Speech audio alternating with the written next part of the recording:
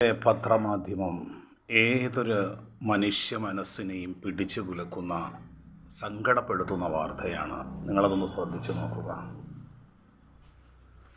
ഫലസ്തീനിലെ ഗസയിൽ 2 കുഞ്ഞുങ്ങൾ കൊടും പട്ടിണി കൊണ്ട് മരണപ്പെട്ടു പോയി.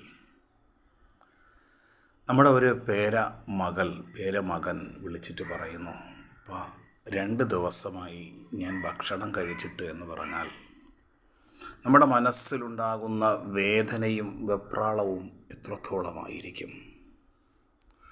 സത്യത്തിൽ ആ നാട്ടിലെ പാവം മനുഷ്യരെയും ചെറിയ കുഞ്ഞുമക്കളെയും നമ്മുടെ ഹൃദയത്തിൽ നിന്ന് മറന്നു തുടങ്ങിയിരിക്കുന്നു. അതൊരു വാർത്തയല്ലാതിരിക്കുന്നു. അപ്പോഴാണ് 2 ചെറിയ പൊന്നുമക്കൾ പട്ടിണി കൊണ്ട് അള്ളാഹുവിൻ്റെ പരലോകത്തേക്ക് പറന്നു നീങ്ങി. അവർക്ക് വേണ്ടി നാം പ്രാർത്ഥിച്ചിട്ടില്ല എങ്കിൽ റബ്ബിൻ്റെ മുന്നിൽ നാം ഉത്തരം പറയേണ്ടി വരും സഹോദരങ്ങളെ.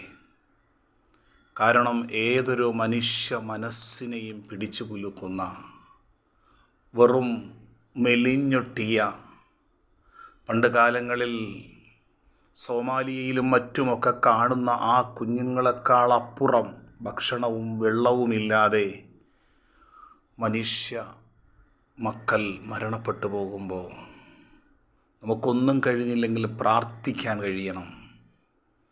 അത്തഹിയാത്തിൽ അസ്സലാമു അലൈന, അള്ളാഹുവിൻ്റെ രക്ഷ നമ്മുടെ മേലുണ്ടാകട്ടെ. വഅലാ ഇബാദില്ലാഹി സ്വാലിഹീൻ, സജ്ജനങ്ങളായ അള്ളാഹുവിൻ്റെ ദാസന്മാരുടെ മേലുമുണ്ടാകട്ടെ. ആ പൊന്നുമക്കൾക്ക് വേണ്ടിയിട്ട് അള്ളാഹുവിനോട് നിരന്തരം പ്രാർത്ഥിക്കുക.